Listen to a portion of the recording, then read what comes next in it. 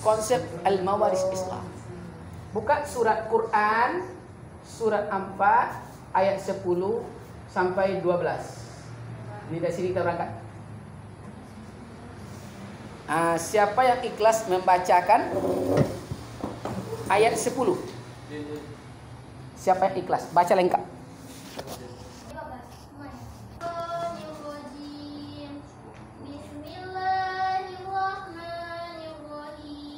Ya.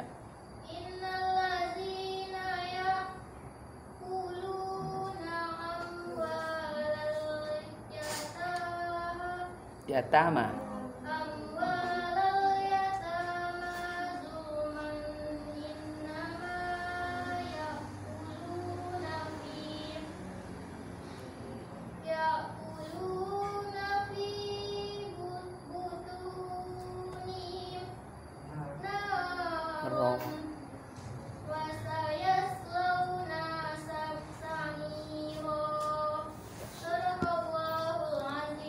Siapa yang ikhlas membaca terjemahnya? Ya. Sesungguhnya orang-orang yang memakan harta anak yatim secara lazim, Secara zalim. secara zalim, sebenarnya mereka itu menelan api dalam perutnya, dan mereka akan masuk ke dalam api yang menyala-nyala, neraka. Sudah dapat pemahaman arti? Siapa yang memakan harta anak yatim secara zalim, berarti dia sama menelan api yang menyala-nyala ke dalam perutnya. Betul? Pertanyaan, apa hubungannya ayat itu dengan bahasan kita al-mawaris? Tentang waris. Coba Pak, apa hubungan? Ketika seorang bapak meninggal, Pak. Kata mati. Itu hubungannya. Mati. Paham? Ini kita ambil perumpamaan. Ada siapa nama Pak Rektor nih? Ciko. Kita anggap Ciko. Ciko beristri dengan Hasibuan. Regan. Regan.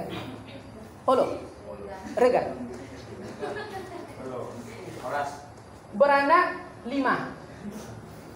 3 perempuan, 2 laki-laki. Paham?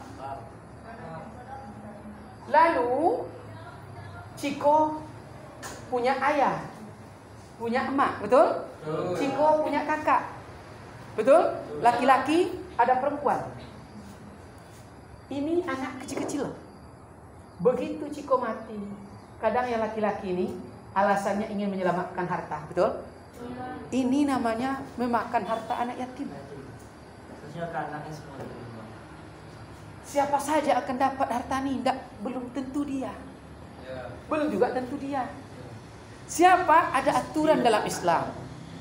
Nah, itu dia. Jadi mati, terjadilah anak yatim, terjadilah pewaris siregar, pewaris ayahnya, kakaknya, adiknya, keponakannya, anak dari laki-laki. Dapat? Bagaimana aturan itu? Baca di ayat 11. Siapa baca ayat 11? Boleh terjemah, boleh juga. Boleh ayat langsung, boleh juga. Terjemah, Pak. Terjemah. Baca yang benar titik koma, jangan salah. Allah mensyariatkan, mewajibkan pada. Pertanyaan Bapak. Allah mensyariatkan, mewajibkan. Pertanyaan, Regan, apa yang dikatakan wajib definisinya?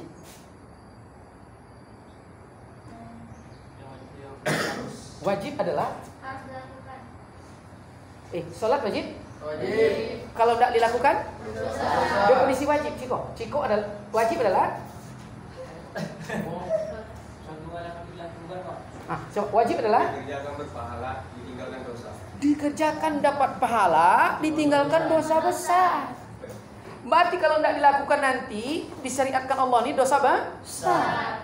Kalau haram dikerjakan dosa besar, ditinggalkan dapat pahala. Sekarang Allah mewajibkan, berarti wajib dilakukan. Kalau tidak lakukan dosa besar. Bagaimana? Coba. Allah mensyariatkan, mewajibkan kepadamu tentang pembagian warisan untuk anak-anakmu, yaitu bagian seorang anak laki-laki sama dengan bagian 2 orang perempuan. Dan jika anak itu semuanya perempuan yang jumlah lebih dari 2, maka bagian mereka 2/3 dari harta yang ditinggalkan. Jika dia anak perempuan itu seorang saja, maka dia memperoleh setengah harta yang ditinggalkan. Dan untuk kedua ibu bapak bagian masing-masing 1/6 dari harta yang ditinggalkan. Jika dia yang meninggal tidak mempunyai anak dan dia diwarisi oleh kedua ibu bapaknya saja, maka ibunya mendapatkan 1/3. Jika dia yang meninggal mempunyai beberapa saudara, maka ibunya mendapatkan 1/6. Pembagian tersebut di atas telah dipenuhi wasiat yang dibuat dan setelah dibayar utangnya tentang orang tuamu dan anak-anakmu. Kamu tidak mengetahui siapa di antara mereka yang lebih banyak memanfaatkan bagianmu. Ini adalah ketetapan Allah. Sesungguhnya Allah Maha mengetahui dan Maha bijaksana. Ketetapan Allah, manfaat. Allah telah buat aturan, kalau tidak dibagi sini, bagi dosa besar. Ayahnya dapat, saudaranya dapat, cuma istri belum dapat disebut sini. Kalau istri mati, suami belum dapat di sini. Berarti di sini anak angkat tidak masuk, anak tiri tidak masuk, betul? Mertua tidak dapat, menantu juga tak dapat, anak angkat. Lalu apalagi ada kata kunci sini, manfaat. Kamu tidak tahu anak mana yang bermanfaat, maka bagi orang tua haram hukumnya kalau tidak berlaku adil kepada anak-anak. Yang satu kena baik perangai sampai kuliah, yang satu kena bandel, tidak pernah dikasih pendidikan. Haram hukumnya. Kenapa? Karena di akhir hayatmu belum tahu anak mana yang akan memeliharaamu. Haram. Nah, itu kata kuncinya. Nah, jadi semuanya dapat, cuma istri belum dapat, suami belum dapat. Dan itu dibayarkan setelah ditunaikan, dibayar seluruh wasiat. Besar wasiat dalam bab pewaris hanya 1/3 dari kekayaan harta. Dan dibayarkan hutang piutang. Berapa hutangnya? Bayar. Bagaimana dapat cara suami istri? Baca ayat 12. Coba terjemahnya lagi. Benar titik komanya. Dan bagianmu, suami-suami adalah bagi istri yang meninggal. Betul? Ya. Berapa? 1/2 dari harta yang ditinggalkan oleh istri-istrimu. Jika mereka tidak mempunyai anak. Jika tidak punya anak. Kalau dia punya anak? Jika mereka mempunyai anak, maka kamu mendapatkan 1/4 dari harta yang ditinggalkan. Ya. Bagi suami, istri mati. Kalau istri lagi. Kalau istri. Nah, ini tunggu dulu. Apa nih? Setelah dipenuhi wasiat yang mereka buat dan setelah dibayar utangnya. Utang piutangnya. Terus? Para istri memperoleh 1/4. Berarti istri suami yang mati. Dapat 1/4. Kapan dia dapat 1/4? Jika kamu tidak mempunyai anak. Jika tidak punya anak. Jika punya anak, maka para istri memperoleh 1/8. 1/8. Kapan dia dapat itu? Setelah wasiat dibayar. Wasiat dibayar utang. Bayarkan wasiat dan utang piutang. Terus apa lagi? Jika seorang meninggal, baik laki-laki maupun perempuan yang tidak meninggalkan ayah dan tidak meninggalkan anak, tapi mempunyai seorang saudara laki, seibu, atau seorang saudara perempuan seibu, maka bagi masing-masing dari kedua jenis saudara itu 1/6 harta. 1/6 harta. Terus? Tapi jika saudara seibu itu lebih dari seorang, bersama-sama dalam bagian yang 1/3. Terus? Setelah dipenuhi wasiat yang dibuat atau dibayarkan untuk utangnya. Dengan tidak menyusun kepada ahli waris. Tidak menyusahkan. Terus? Demikian tentang Allah. Allah Maha mengetahui dan Maha penyantun.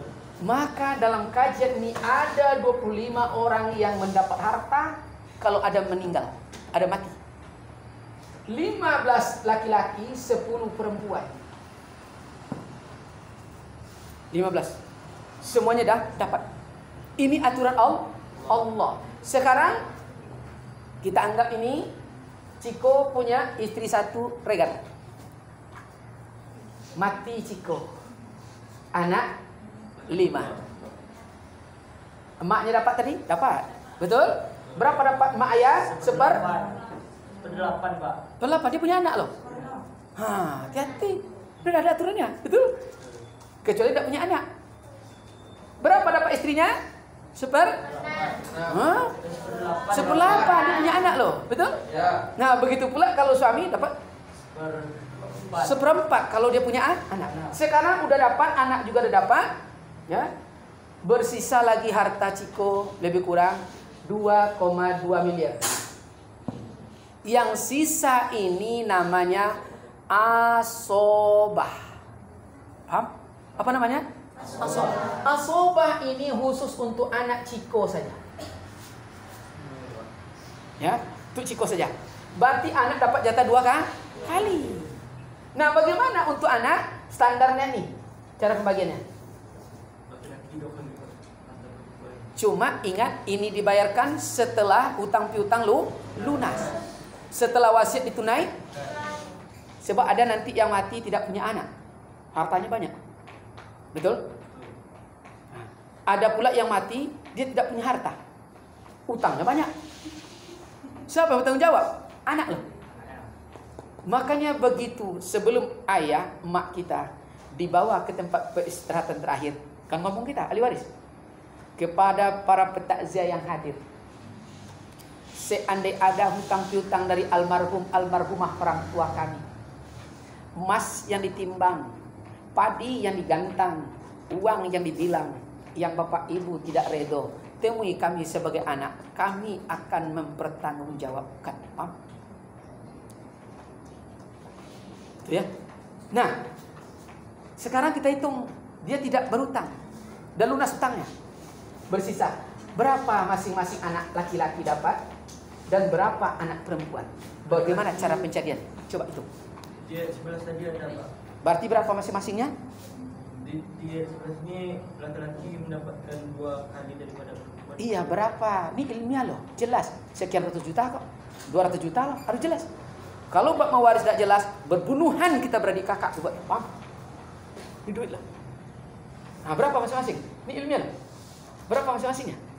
Standarnya ini tadi.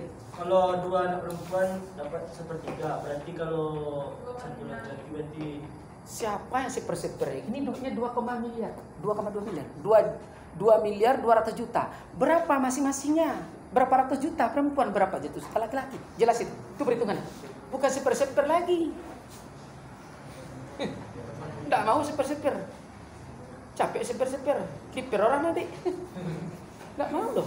Ini masalah harta loh. Bisa berputus rotan kita, beradik kakak. Kau tidak pas bagiannya. Ini wajib loh, dosa besar. Nah, berapa masing-masing? Kalau tidak selesai itu tidak selesai masalah.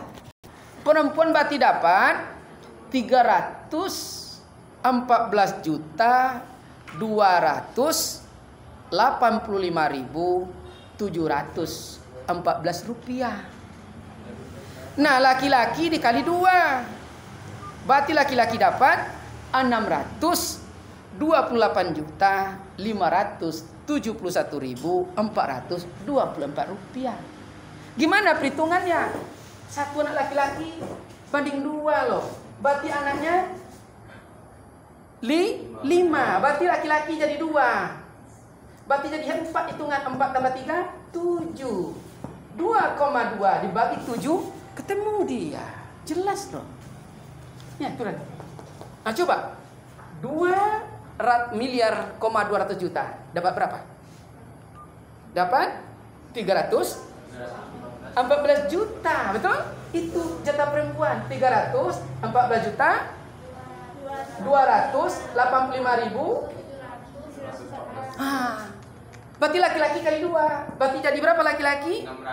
628 juta 571.428 rupiah. Jelas tuh. Itu dia. Paham? Bagaimana perhitungan data? Nih. Berarti kalau sawah ladang, dibagilah sawah ladang itu jadi 7. Anaknya 2, 3, 4, 5, 6, 7. Maka laki-laki dapat 2/7 masing-masingnya. Betul? Perempuan dapat 1/7 masing-masing. Itu caranya. Betul? Simpel kan? Simpel. Tapi kalau tidak tahu password ini, itu yang tadi. Kamu sekian ratus ribu cukup. Dibunuh kita deh kakak. Tidak adil. Ini masalah harta loh. Harus jelas. Nanti di kampung, orang kampung tidak mau tahu yang kita. Begitu mati datuk kita, nih paman kita bisa bertengkar loh. Betul? Kadang mau dia menguasai. Lalu apa orang kampung? Itu kan anak kamu ada yang kuliah. Tunggu dulu mak, jangan bertengkar. Mama dapat sekian, paman dapat sekian, keponakan dan paman laki-laki dapat sekian. Ini kan ada aturannya. Ini sekian, ini sekian. Nenek sekian. Lah, bersisa ini untuk kalian lagi berada dekat paman. Sekian dapat masing-masing. Selesai. Siapa dapat pujian? Ayah kita, betul enggak? Berjasa anakmu kuliah. Tapi kalau tidak selesai kalau kita menjelaskan ini, apa kata orang kampung? Kelera anak kuliah percuma. Mabi habis duit. Betul tidak? Berat sepele loh. Pilih. Tapi kalau tidak pas kita bagi, kita putus rotan beradik kakak. Inilah bab yang sangat menentukan. Harta. Ya, ada pertanyaan? Iya, bagilah.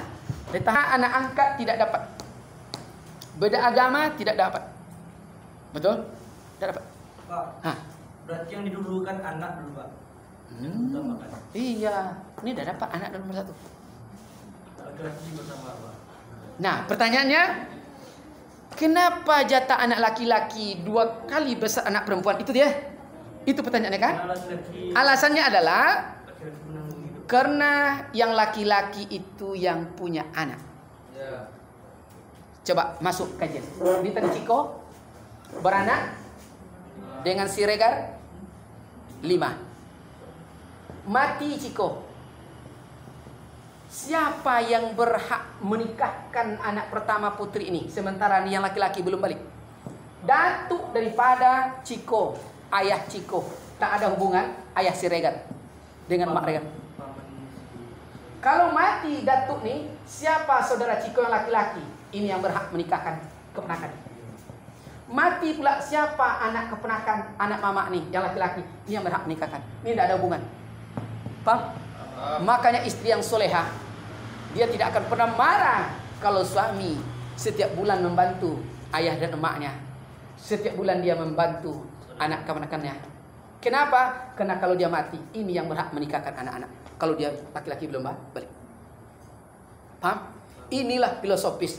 Kalau paku nak kacang belimbiang, anak di pangku nak keponakan di bimbiang. Inilah. Paham? Ini tidak ada hubungan. Ini yang hukum syariat.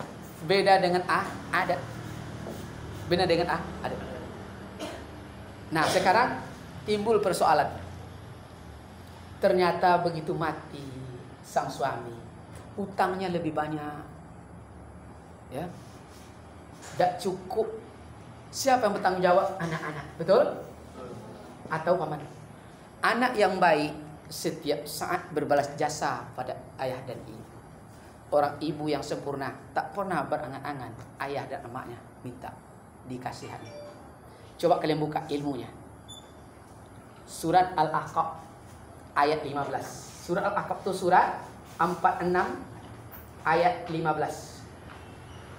Coba dibaca. Ayat berapa, Pak? 15. Ini contoh anak yang bertanggung jawab. Artinya ya, Pak. Boleh. Apa artinya? Kami wasiatkan kepada manusia agar berbuat baik kepada kedua orang tuanya. Ibunya telah mengandung dengan susah payah dan melahirkan dengan susah payah pula. Mengandung sampai menyapihnya di selama 30 bulan.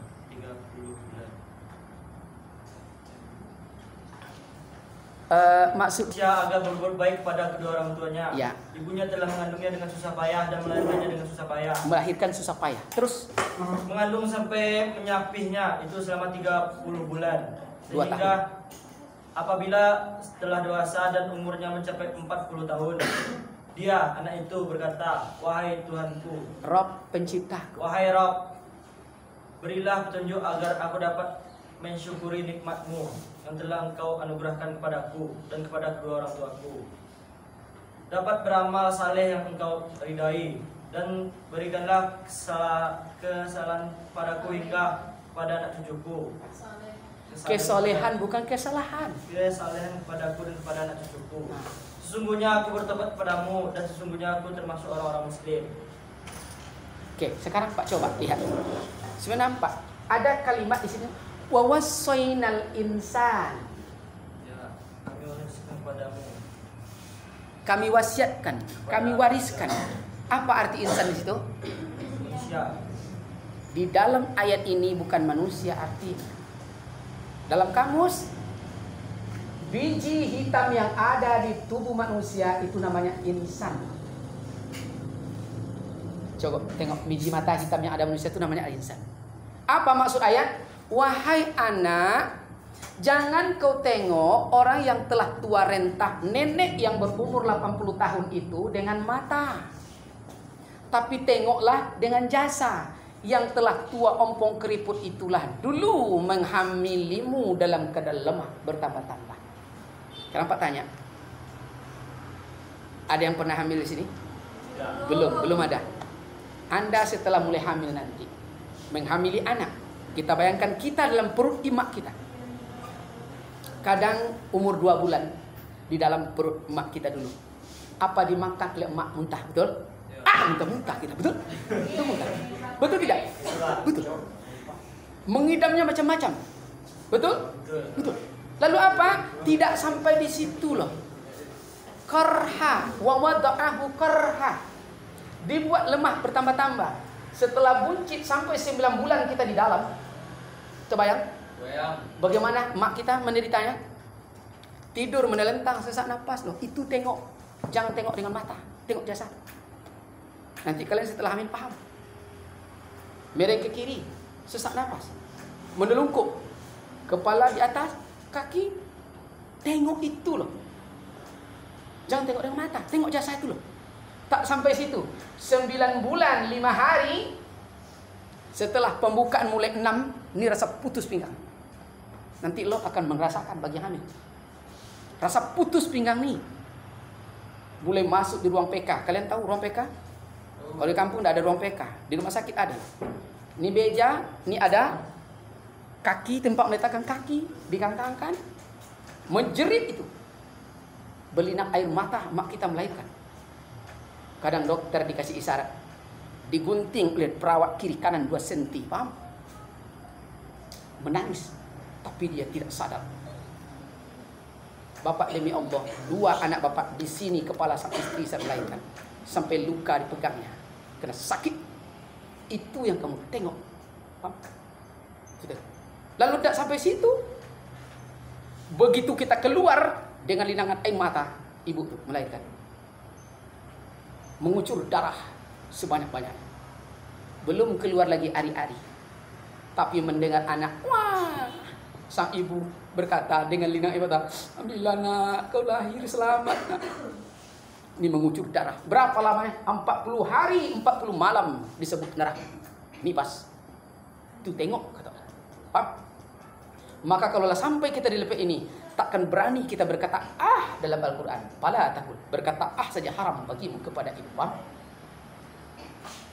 Menyepihmu 2 tahun. Kalian ingat waktu kita lahir sebesar ini telapak kaki? Betul? Demam kita. Tak tidur mak semalam. Kadang dia belum makan semalam itu. Asal kita tidak menangis. Saat ibu kita terhantu, kadang mati seorang ibu saat melahirkan kita. Betul? Maka disebut mati akhirat. Sang ayah tidak berilmu. Ibu kita bersambung nyawa melahirkan kita. Ayah bersambung rokok di luar. Nah bapak ini lahirkan. Ayah terkutuk. Paham? Hati-hati besok cari suami ya. Disitulah yang disebut sehidup dalam suka dan duka. Mak kita tidak tidur semalam. Ayah kadang baca Al-Quran. Cuma tak mulai dari alif. Tak sampai ke ya. Dibacanya huruf ho saja. Mak tak tidur. Aduh lah nak. Ayah ngaji. Siram air panas mami itu ya. Kalau ada suami itu. Iya. Tengok itu kata Allah. Betul tidak? Menyepi loh. Sedang makan kita betul tak? Tak sempat cuci tangan. Termakan kita. Itu tengok. Itu tengok Allah. Betul tak? Itu tengok. Maka apabila sampai kita memandang seperti itu, maka kata Nabi, raghima anfuhu raghim. Jangan pernah tinggi hidungmu saat bicara dengan emakmu. Susah loh. Maka kalau dia mulai melihat 40 tahun umurnya ke depan, dia ingin membalas jasa kasih sayang itu, takkan terbalas. 7 kali digendong emak tawaf, berarti 7 kali naik haji, belum terbalas kasih sayang emak. Tak pernah emak kita berkata, nak setelah ibu besok tua nak menggigil berdiri mak. tolong jaga emak, suapkan emak, tidak pernah berangan-angan. Paham?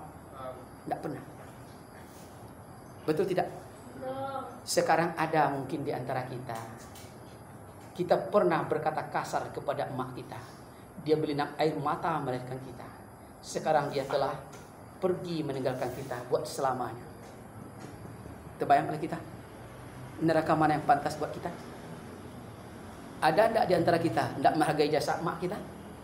Kadang berbantah dengan emak kita? Betul? Betul? Neraka mana yang pantas buat kita? Itu dia. Makanya sekarang dia telah tiada, hutangnya banyak, kita yang membayarkannya. Kita yang bayarkan. Aku pernah tidak menghargaimu. Sekarang dia telah kembali pada Allah. Wajahnya saja hampir tak teringat lagi, kerana tidak ada fotonya. Tinggal hanya kuburan. Pergilah ke kuburan itu agar kita tidak disebut anak terkutuk. Untuk apa kita bahagia? Kepada siapa kita ceritakan? Sebenci-benci mak kita, sesayang-sayang orang lain kepada kita. Jangan coba. Nanti Anda setelah berumah tangga akan paham itu. Sesayang-sayang orang, sebenci-benci mak kandung. Kali ingat ada kasus. Ini karena menengok dengan mata. Nenek itu hitam legam wajahnya di kampung, karena setiap hari dia mencangkul ke sawah demi membiayai anak itu kuliah. Tapi begitu kuliah apa terjadi? Dia mau diwisuda, dikabarkan ke kampung akan diwisuda. Nenek yang tua renta kena bangga dengan hati, dibawa oleh-oleh dari kampung. Apa oleh-oleh yang terbaik menurut dia? Cuma ayam jantan seekor, kelapa 2 buah, pisang 2 ikat. Tak dilepaskan sepanjang jalan karena ingin membahagiakan anak. Apa terjadi? Kena anak menengok dengan mata. Begitu sampai nenek itu di depan kampus, anaknya lari terbirit-birit. Dia malu kena tengok dengan mata. Anak terkutuk. Pak, jam 1 siang itu, emaknya udah kelaparan. Dia datang bersembunyi. Mak, tunggu Nur di kos. Itu kos. Diusir dengan bahasa yang halus. Jatuh ke dalam air mata emak tadi. Tapi kena kasih sayang orang tua sepanjang jalan. Kasih sayang anak sepanjang galah. Yang ayam disembelih, yang pisang digoreng, dia tetap ingin membahagiakan anaknya. Pulang sore hari anak itu dengan kekasihnya. Goreng habis dimakannya. Gulai yang dibuat emaknya, karena emaknya paham selera anaknya, dia makan dengan kekenyangan. Kekasihnya berkata, siapa itu Nur? Itu orang kampung bang, baru datang dari kampung. Kenapa anak terkutuk? Karena dia menengok dengan mata. Haram loh. Haram. Tak boleh tengok, tapi tengoklah dia yang susah. Tidak pernah dia berkata besok balas jasa. Maka inilah saat dia telah mati, kitalah yang bayar hutang piutangnya. Maka seandainya ada di antara kita itu terjadi, sekarang ayah telah tiada, mak telah tiada, agar kita tidak disebut anak durhaka. Allati, ada 4 cara kata Rasulullah agar kamu tidak disebut anak durhaka. Pertama, as-salatu alaihima, selalulah engkau berselawat, pergi ke kuburannya. Tidak sempat undang orang ke rumah kita, bacakan Yasin, bacakan menimba Al-Fatihah, hadiahkan pahala kepada almarhum. Tak juga sanggup, minta ampunkan dosa-dosanya. Mungkin dia berdosa mencuri demi membahagiakan kita. Bayarkan hutang-hutangnya, impak 5.000 hadiah kepada almarhum. Impak 10 juta hadiahkan bapak. Itu dia. Lalu yang keempat, la tusalla, jangan pernah memutuskan tali silaturahmi siapa teman-teman orang tua kita yang masih hidup. Itulah cara berbakti kalau orang tua telah tiada. Nah, beruntung ya yang masih hidup emak dan ayah. Nah, masih hidup semua emak dan ayah di sini? Alhamdulillah. Bagi yang telah kembali pada Allah, kemana mau dihadapkan nanti? Kita diwisuda loh. Orang berfoto dengan emak, dia dapat cium emak, kita tak dapat lagi. Kemana kebahagiaan itu? Pergilah ke kuburan, berdoalah. Inilah disebut anak yang bertanggung jawab. Oke. Tujuannya apa? Supaya kita beda, kita orang berilmu. Bukan tambah kuliah tambah ponga, ya, tapi menghormati orang tua.